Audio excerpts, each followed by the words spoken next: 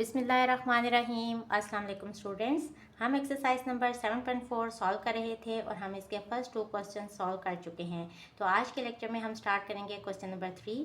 Lecture start करने से पहले वो स्टूडेंट्स जिन्होंने मेरे चैनल को अभी तक सब्सक्राइब नहीं किया वो काइंडली मेरे चैनल को लाइक कर दें, सब्सक्राइब कर दें, बेल आइकन को प्रेस कर दें ताकि हर न्यू आने वाली वीडियो का नोटिफिकेशन आपको मिलता रहे।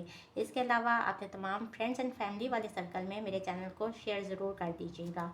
तो स्टार्ट करते हैं। Question number 3 is if fractional part of a number 2 power 510 divided by 31 is k over 31 then find the value of k। सबसे पहले तो क्वेश्चन को समझना ज़रूरी है। फ्रैक्शनल पार्ट क्या होते हैं और इसको हम किस तरह से रीड कर सकते हैं। हम इसको इस तरह से भी पढ़ सकते हैं कि 2 पावर 510 इज़ डिविजिबल बाय 31 और फ्रैक्शनल पार्ट का मतलब होता है रिमाइंडर। तो हमने बेसिकली इस टर्म का रिमाइंडर फाइंड करना है और उन्होंने हमें क्या बताया कि इसका रिमाइंडर k ओवर 31 है। तो जो इसका रिमाइंडर आएगा उसको हम इक्वल कर लेंगे k ओवर 31 के और वहाँ से हमारे पास k की वैल्यू आ जाएगी।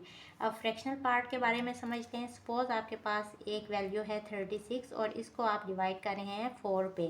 तो देखें आंसर क्या आ रहा है, 4 9 से 36 होते हैं। तो यहाँ तो कोई भी फ्रैक्शनल पार्ट नहीं बचा। सपोज आपके पास यहाँ नंबर है 37, तो 37 को अगर 4 पे डिवाइड करें तो 4 9 से 36 होता है और रिमाइंडर कितना बच जाएगा 1 और डिवाइडेड बाय 4 आ जाएगा। अब देखें ये तो पूरा नंबर ही है। अब यहाँ फ्रैक्शनल पार्ट कौन से है, सिर्फ ये वाला। तो यहाँ भी वो यही कह रहे हैं कि इसका हमने फ्रैक्शनल पार्ट फाइंड करना है, यानी कि जो टर्म्स पूरी पूरी डिवाइड हो रही होंगी वो हमने स्किप कर देनी है और सिर्फ वो वाली हमने टर्म निकालनी है जिसमें कोई नंबर रिमाइंडर आ रहा होगा और उसको फिर हमने k ओवर 31 के इक्वल पुट करना है और उसके बाद हमारे पास वहाँ से k की वैल्यू आ जाएगी। तो इसको सॉल्व कर लेते हैं। बिल्कुल ये क्वेश्चन नंबर 2 के बी पार्ट की तरह का क्वेश्चन है।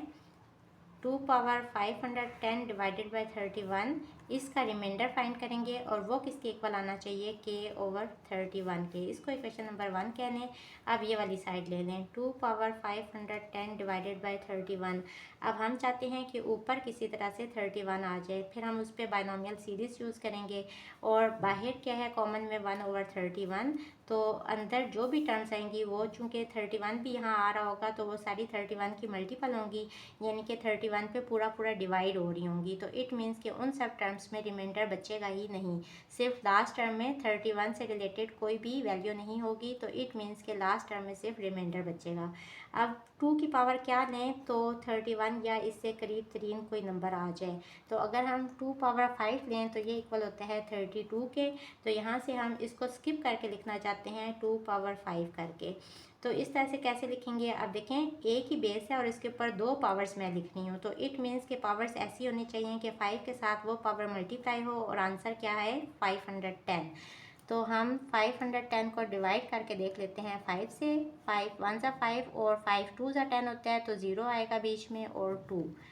तो अगर मैं यहाँ लिख लूँ 102। अब अगर आप 102 को 5 से मल्टीप्लाई करें तो आंसर क्या आएगा 510। और ये हमने क्यों किया, क्योंकि 2 पावर 5 इक्वल होता है 32 के। तो 1 ओवर 31 कॉमन में ही लिख लें और यहाँ क्या आ जाएगा 32 और इसकी पावर आ गई 102। अब ये सारा कुछ हमने क्यों किया, इतनी मेहनत क्यों की है, क्योंकि यहाँ से हम इजीली 32 को स्प्लिट करके लिख सकते हैं 31 प्लस 1 करके और इसकी पावर है 102। अब यहाँ हम बाइनोमियल सीरीज यूज़ करेंगे। 1 ओवर 31 कॉमन में ही लिख लें। अंदर क्या आएगा, एन सी 0 से स्टार्ट होते हैं तो एन क्या है 102। तो 102 सी 0, ए क्या है यहाँ 31 और इसकी पावर होगी मैक्सिमम यानी कि 102 और बी यहाँ क्या है 1 और इसकी पावर होगी मिनिमम यानी कि 0। सेकेंड टर्म है 102 C1, 31 की पावर इससे एक कम हो जाएगी 101 हो जाएगी और 1 की पावर एक बढ़ जाएगी यानी कि 1 हो जाएगी। Plus up to so on. Last term अगर आप लिखें, चलें सेकंड लास्ट टर्म भी लिख लेते हैं। यहाँ सेकंड लास्ट टर्म आएगी और लास्ट टर्म क्या होगी 102 C102 और यहाँ क्या होगी 102 C101। ए सबसे पहले लिखने हैं और ए की पावर लास्ट टर्म में क्या होती है मिनिमम यानी कि 0। तो इससे पीछे एक ज़्यादा होगी यानी कि 1 होगी यहाँ पावर और बी क्या है 1 और इसकी पावर मैक्सिमम होगी लास्ट टर्म में यानी कि 102।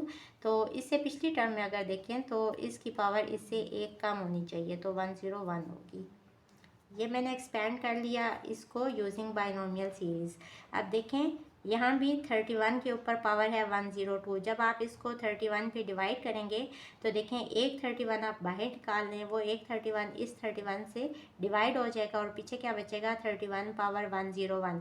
देखें ये तो पूरा पूरा डिवाइड हो रहा है, मीन्स कि यहाँ रिमाइंडर नहीं बचा, जैसे कि यहाँ मैंने आपको समझाया था कि रिमाइंडर कुछ नहीं बचा, यानी कि फ्रैक्शनल पार्ट कुछ भी नहीं बचा। इसी तरह यहाँ भी 31 के ऊपर नंबर है तो इट मीन्स कि ये भी पूरा पूरा डिवाइड होगा 31 पे।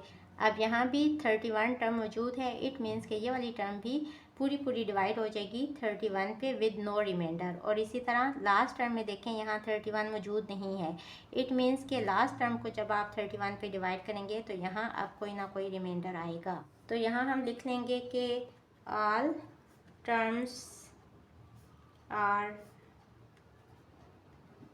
टोटली या एग्जैक्टली कह लें, exactly divisible by 31 leaving no remainder या विद ज़ीरो रिमाइंडर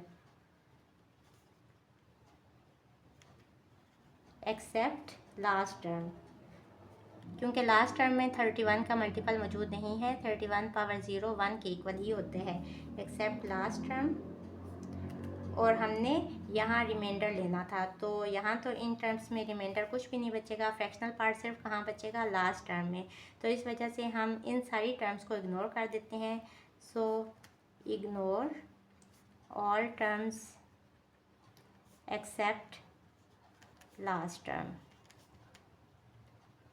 तो यहाँ से हमारे पास क्या आ जाएगा 1/31 और सिर्फ लास्ट टर्म लिखेंगे 102C102, ये होगा 1 के इक्वल, ये टर्म भी 1 आ गई और यहाँ 1 की पावर कोई भी नंबर ले लें तो इसका आंसर भी 1 ही आ जाएगा। तो यहाँ इस सारे का रिमाइंडर क्या बचा, सिर्फ 1/31। लेकिन क्वेश्चन में तो उन्होंने कहा है कि इसका रिमाइंडर क्या आएगा k/31, तो पुट दिस वैल्यू इन 1। तो यहाँ इसकी जगह पे हम 1/31 लिखेंगे equals to k/31। On comparing both sides we have, हमने क्या फाइंड करना था, k की वैल्यू फाइंड करनी थी, 31 दोनों साइडों पे सेम है, ये कट जाएगा तो यहाँ से हमारे पास क्या आ जाएगा k = 1। So this is our answer.